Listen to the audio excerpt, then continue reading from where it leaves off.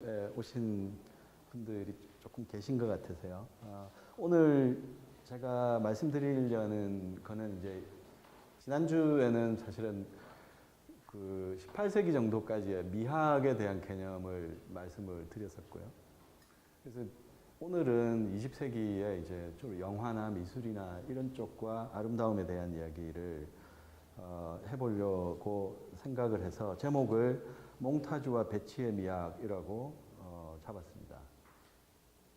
네, 지난 시간에 처음에 슬라이드에 나왔던 내용을 잠깐 말씀을 드리고 시작을 하는 게 좋을 것 같습니다. 그래서 1강이라고 표시되어 있는 앞에 4개가 지난 시간에 좀 이야기를 했었던 부분이고요.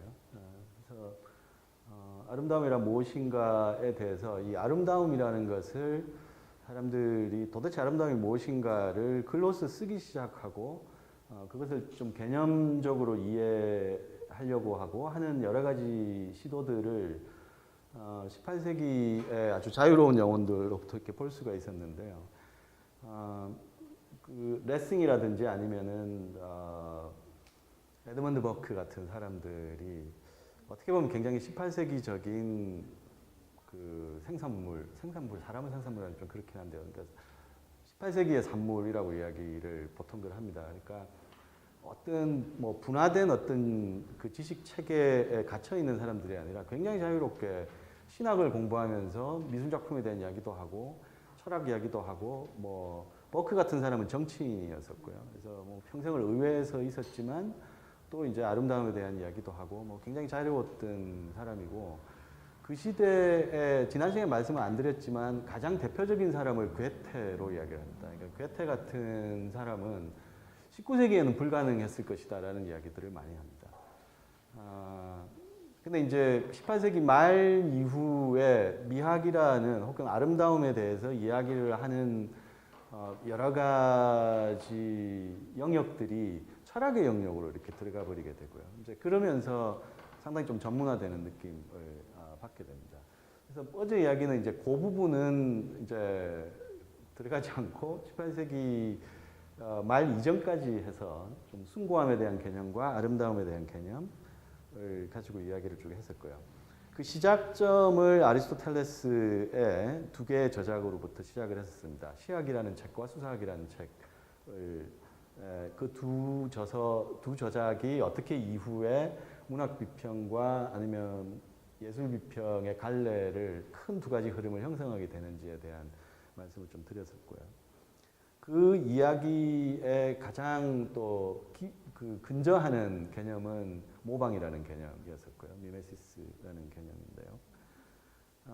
그래서 이제 그 시학으로부터 쭉 나오는 이야기들이 가지고 있는 담론적 성격 중에 전체에 대한 이야기, 그 부분 처음과 중간과 끝이 있고 그것이 조화로운 전체를 이루는 것에 대한 이야기가 아리스토텔레스부터 굉장히 제기가 되었던 문제였었고요. 그러니까 그 이야기는 18세기에도 여전히 이어지는 부분이고 오늘 말씀드릴 영상에서 나타나는 아름다움에 대한 이야기도 굉장히 많이 연결이 되는, 상당 부분 연결이 되는 이야기라고 볼 수 있습니다.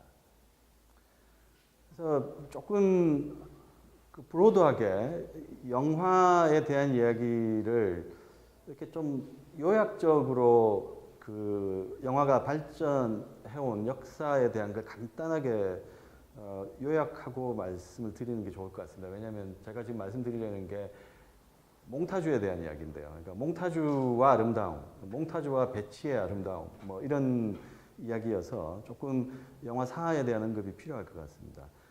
최초의 영화로 보통들 이야기하는 영화는 루미에르 형제가 만든 기차의 도착이라는 한 3분? 2분 정도 되는 영화입니다. 실제로 루미에르 탄생 100주년인가? 아니 1885년이니까 저 영화가 나온 지 100주년 되는 1985년에 루미에르 and their companies인가? 뭐 이런 제목의 무슨 영화가 하나 나왔었습니다. 그게 뭐냐면 루미에르 형제가 썼던 카메라와 동일한 카메라를 20명의 감독에게 주고 마음껏 아무거나 만들어 보라고 준 거예요. 근데 이제 그 카메라가 그 당시 1885년의 카메라는 나무 상자로 되어 있습니다. 그리고 필름을 집어넣고 손으로 돌리는 겁니다. 손으로 이렇게 돌려가지고 이제 그걸 찍는데요. 거기에 참여한 감독들이 뭐 스파이크 리도 있고 장이모도 있고 데이빗 린치도 있고 상당히 재밌는 작업들이 많이 들어 있습니다. 10분씩 해서 이렇게 뚝 찍은 건데요. 그래서 이 리메르 형제도 삼각대에다가 그 나무 상자로 된 카메라를 세워놓고 기차가 이렇게 쭉 들어오는 역에서 그냥 돌려서 찍은 겁니다. 그래서 그걸 그냥 틀은 거죠. 그걸 보고 이제 파리의 어떤 카페, 그랑 카페라는 데서 그걸 보던 사람들이 다 뛰쳐나갔다라는 그 기차 진짜 오는 줄 알고 거짓말인 것 같아요. 근데 뭐 처음 그런 걸 보는 사람은 좀 그런 착시 효과가 있을 수는 있을 것 같습니다. 근데 이 기차의 도착이라는 저 영화는 편집이 전혀 되지 않은 겁니다. 그냥 있는 걸 그냥 찍어서 그대로 틀은, 현상에서 그냥 틀은 영화죠. 처음으로 편집이라는 게 이루어지고 그 다음에 그냥 어떤 있는 현상을 찍어가지고 한 게 아니라 이야기를 만들어서 영화를 만든 첫 영화가 1903년에 대열차 강도입니다. 이게 이제 에드윈 포터라는 사람이 만드는 영화인데요. 이 사람이 에디슨 컴퍼니라고 뉴저지에 있는 그 유명한 토마스 에디슨 발명왕이 차린 회사의 그 기사로 엔지니어로 있던 사람인데요. 그러니까 이제 사실은 에디슨이 이 무슨 구멍을 뚫어놓고 그러니까 필름으로 촬영을 한 영상물을 그 이렇게 망원경처럼 이렇게 구멍을 뚫어놓은 그 렌즈로 이렇게 들여다보고 이렇게 그 움직이는 영상을 보는 그런 기계를 만들었었습니다. 이제 그거를 할 때 촬영 같은 거를 에드윈 포터가 많이 했었고, 그리고 이제 나와서 자기가 영화를 하나 만들겠다 해서 만든 게 10분짜리 이 대열차 강도라는 영화입니다. 그러니까 처음으로 영화가 시간을 자르기 시작합니다. 그래서 이제 이 미국 영화의 특징 중에 하나라고 이야기하는 평행 몽타주라는 걸 처음 쓴 영화가 이 포터의 영화로 기록이 되어 있습니다. 그러니까 그 강도들이 역을 습격해서 역무원을 꽁꽁 묶어놓고 기차를 탈취해서 사람들을 내리게 하고 다 강도짓을 해서 기차의 엔진 칸을 따로 떼어서 도망치는 이야기입니다. 그까지를 쭉 보여줍니다. 그리고 컷이 이루어지고 다시 어디로 돌아가냐면 묶여있는 역무원의 역무원 그 사무실로 장면이 바뀝니다. 시간상으로 보면은 한참 그 이전입니다. 그걸로 다시 돌아가서 그 역무원이 이제 딸이 발견하고 다 풀어주고 이제 강도가 나왔다라고 해서 그 마을 치안대원들을 부르고 치안대원들이 출동하는 데까지가 또 쭉 시간이 연결이 됩니다. 그리고 이제 멈추는 지점이 그 강도들이 도망치는 지점과 그 치안대원들이 쫓아가는 지점을 딱 만나게 합니다. 해서 이제 결투를 벌이게 하죠. 해서 제압을 한다. 뭐 이런 이야기입니다. 그래서 평행몽타주가 항상 보면은 두 개의 같은 시간대, 동일 시간대에 벌어지는 두 개의 사건을 평행하게 내러티브 라인을 놓아서 쭉 전개하는 방식이죠. 근데 실제로 영화는 쭉 리니어하게 한 라인으로 나가지만 두 개의 시간 라인이 평행하게 놓이게 되는 거죠. 우리가 경험하게 되는 시간은. 그게 이제 평행몽타주이고 그 평행몽타주를 완성한 사람이 1915년에 국가의 탄생이라는 영화를 만드는 D.W. 그리피스로 이야기를 합니다. 근데 이제 1915년인데 2시간이 넘는 영화를 만들었어요. 그러니까 이미 1910년대 이후에는 그런 장편을 만드는 기술이 발전했다고 볼 수 있습니다. 이 에드윈 포터의 1903년부터 한 1910년대까지 유행했던 문화 형식은 보드빌 쇼라는 형식입니다. 이게 이제 보드빌 극장이 5센트를 내고 들어갑니다. 5센트를 내고 들어가서 거기서 이제 쇼를 봅니다. 그러니까 뭐 때에 따라서는 차력도 하고, 그 다음에 서커스도 하고, 그 다음에 노래도 부르고, 춤도 추고, 거기다 덧붙여서 10분짜리 영화를 봅니다. 그 10분짜리 영화가 이제 당시 기술로서 그 필름을 담은 큰 캔 하나가 딱 10분 분량이라고 그럽니다. 그래서 상당히 많은 영화들이 1900년대 초반에 만들었던 영화들이 10분 분량입니다. 그러니까 캔 하나로 소화할 수 있는 분량을 만들었었죠. 그래서 만약에 20분짜리를 만들면 중간에 끊기고 다시 색을 집어넣고 또 돌리고 또 이렇게 틀고 해야 되니까 이제 좀 지루하죠. 그 중간에 시간에 또 이제 쇼를 하기도 하고 뭐 이랬다고 그럽니다. 그래서 그 5센트 동전을 니클이라 그러고 그 오데온이라는 히라버 어근인 단어가 이제 극장 공간. 그래서 니켈로디온이라는 표현이 이제 거기서 나왔을 거예요. 그래서 니켈로디온의 그 보드빌 쇼에서부터 벗어난 영화가 그 국가의 탄생이라는 영화를 볼 수 있죠. 이건 2시간짜리니까 쇼 이런 거 없습니다. 그냥 가서 영화만 보는 거죠. 그 영화사에서 두 가지가 아주 독특합니다. 그 제국 국가의 탄생이라는 영화가. 첫 번째는 미국 영화 역사상 가장 인종차별주의적 영화입니다. 이게 이제 KKK의 탄생을 이 국가의 탄생이라는 말이 그 쿠클락스 클랜의 탄생과 연결시켜서 이렇게 아주 분연히 일어난 백인들이 흑인을 제압한다, 뭐 이런 이야기입니다. 가장 레이시스트적인 영화. 두 번째가 미국 영화 문법의 기본을 완성한 영화라고 그럽니다. 그러니까 미학적으로는 굉장히 많은 이야기를 할 수 있는 영화라고 알려져 있습니다. 그리고 1925년에 세르게이 에이젠슈타인이 전함 포템킨이라는 영화를 만든 해입니다. 이게 이제 그 레닌 시대였습니다. 그러니까 1907년에 그 1907년 사건인가요? 그 사건에 대해서 1905년에 발생한 선상 반란 사건이 있었는데 그 사건을 이제 1925년에 그러니까 그 반란 사건이 일어난 지 20주년 되는 걸 기념해서 영화를 제작을 했다고 그럽니다. 실제로 러시아 혁명이 일어난 것은 1917년이고요. 그래서 이제 레닌이 그 영화를 그러니까 그런 좀 역사적인 사건, 이를테면 이제 전제군주화에 있었던 제정 러시아에서 그 제정 러시아에 항거하는 그 굉장히 혁명적인 움직임이었고, 그런데 그 선산 반란을 일으켰던 수병들은 다 죽었다 그래요.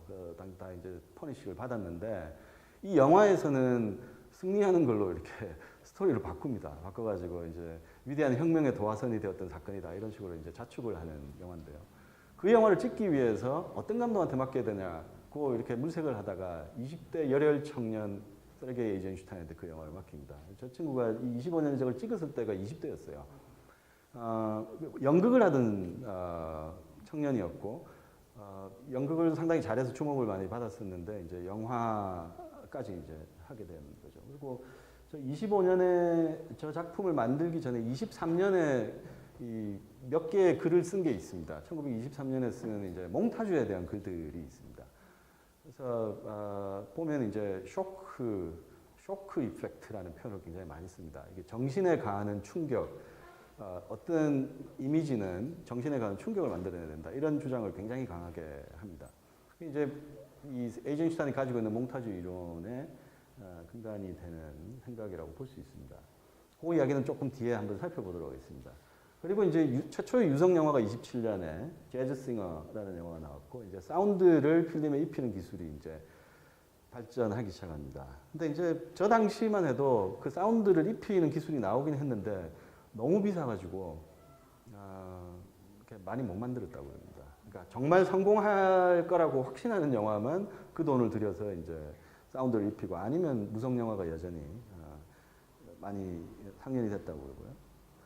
50년대가 이 영화사에서는, 세계 영화사에서는 하나의 터닝 포인트를 이루는 부분입니다. 그러니까 이탈리아 네오리얼리즘이라는 그 경향의 영화들이 이태리에서 이제 나왔었는데, 이게 2차 대전 직후거든요. 그래서 폐허가 되고, 그 다음에 나라를 재건하는 과정에서 굉장히 많은 실업 사태도 있고, 이런 이제 사회 현실을 그대로 찍어서 보여주는 영화들을 이제 네오리얼리즘 영화들이라고 보통 이야기를 하죠. 이제 그것의 강력한 지지자가 앙드레 바쟁이라는 사람이 있었습니다. 이제 그 사람이 젊은 프랑스의 청년들과 영화에 대해서 열띤 토론을 하고, 그 토론의 주된 내용은 주로 1930년대, 40년대의 미국 영화들이었다고 합니다. 뭐 누아르 영화라든지 이런 걸 이야기를 하고 해서 자기들이 쓴 글을 이렇게 발표하기도 하고 해서 잡지를 만들었는데, 그 잡지가 그 유명한 까이에드 시네마입니다. 그러니까 이제 뭐 까이에드 시네마를 그대로 번역하면 노트북 온 시네마 뭐 이렇게 되죠. 그러니까 뭐 그렇게 해서 자기들이 생각하는 걸 써서 이렇게 발표를 하면서 그 잡지가 시작이 되었다고 알려져 있습니다. 그 이제 중심에 바쟁이 있었고, 그 주변의 열혈 청년들이 이제 영화를 만들기 시작한 것이 프랑스 누벨바그의 감독들이 됩니다. 뭐 장리 꼬다르라든지 아니면은 프랑스와 트루포나 이런 작 그립의 그런 사람들이죠. 그리고 60년대 초반에 이르면 컬러로 영화를 만드는 것이 표준화되기 시작합니다. 실제로는 뭐 한 1963년, 4년 정도부터는 거의 대부분의 영화가 컬러로 만들어졌었고요. 1940년대에 컬러 기술은 이미 나왔었다고 합니다. 그래서 그 오즈의 마법사 같은 영화들은 현실 장면은 흑백으로 찍고 도로시가 이렇게 바람에 날려서 들어간 먼치킨의 세계에는 컬러로 이렇게 묘사를 하고. 근데 이제 그 당시 컬러 기술은 이제 어마어마하게 비싼 기술이었다고 그럽니다. 근데 흑백을 찍는 만큼이나 값이 떨어져서 싸져서 대부분 그래서 이제 컬러를 찍기 시작한 게 1960년대 초반이라고 이야기를 합니다. 근데 그 당시에 이 컬러 영화라는 게 왜 많은 그 이야기들을 불러일으켰는지가 이 감독들 입장에서는 컬러를 통해서 할 수 있는 일이 무엇일까를 굉장히 고민을 많이 했다 그래요. 특히 이제 이태리 감독인 파솔리니라는 감독인데요. 피에르 파올로 파솔리니 같은 감독은 컬러가 그 객관적인 관찰자적인 눈의 카메라와 그 다음에 그 캐릭터의 내면의 심리를 중첩시켜서 보여줄 수 있다. 이런 주장을 합니다. 그래서 이제 소위 말하는 시적 영화라는 표현을 쓰는데, 시네마 오브 포에트리라는 표현을 씁니다. 이게 이제 예를 드는 게 그 안토니오니라는 감독의 마이클란젤로 안토니오니의 붉은 사막이라는 영화가 있습니다. 그 영화에 보면 이제 신경증에 걸린 그 아주 뉴로틱한 여자 주인공이 나오는데요. 여자 주인공이 현기증을 느끼면서 이렇게 그 길을 골목을 걸어가다 이렇게 앉아요. 앉았는데 그 앞에 사과장수 좌판이 이렇게 보입니다. 그래서 이제 카메라가 바로 그 여자의 눈 뒤에서 이렇게 비추는데 이게 이제 그 여자가 바라보는 사과장수의 그 좌판인데요. 그 사과가 다 회색깔로 나옵니다. 사과는 회색깔이고 나머지는 그냥 보통 색깔로 나오고요. 그러니까 이를테면 이제 그렇게 이중적인 표현이 가능한 게 이제 컬러의 기술이다라고. 이제 흑백은 그게 힘들겠죠. 아무래도. 그런 어떤 실험적인 이야기들이 많이 나왔던 시절이고, 그 다음에 또 하나가 카메라가 가벼워지기 시작하면서 이 프렌치 누벨바그 그쪽 감독들은 카메라를 그냥 들고 거리로 나오기 시작하고, 그러니까 장르 꼬다르가 유명한 게 이제 핸드헬드 카메라를 쓰기 시작했다는 부분이죠. 굉장히 거칠게 편집을 하고 하는 어떤 것들이 성장한 게 이제 60년대고, 이때를 보통 모던 시네마, 그 소위 말해서 클래식 시네마에 대비되는 현대 영화의 시작점으로 보통 이야기를 합니다. 뭐 조금 더 거슬러 올라가서 50년대 네오리얼리즘부터가 이제 모던 시네마라고 이야기들을 많이 하고 있습니다.